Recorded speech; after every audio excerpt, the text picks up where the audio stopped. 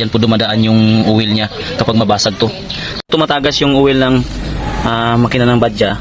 Kapag nabitak po dito, tumatagas po yan dito. Yan o, kapag mabitak to. Kapag hindi naman mabitak, hindi lalabas yung oil dito. Kahit bago ko na nagpalit ng oil seal ng engine sprocket, tapos palagi pa rin na lumiliking. Dito po yan o, may butas po kasi yan dyan o. Yan o, yan sa tumatagas.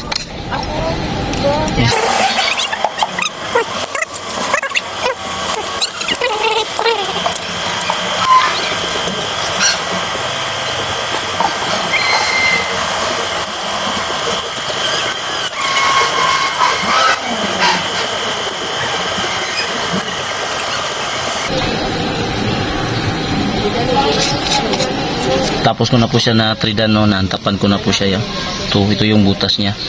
Diyan po dumadaan yung oil niya kapag mabasag to.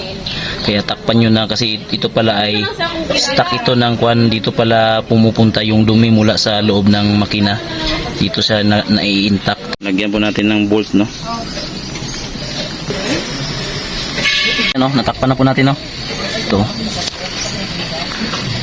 natakpan na po natin, no. So wala na yung tagas kasi bitak to. Wala namang problema dito, banda. Dito na side, walang problema. Dito lang, wala namang butas dito.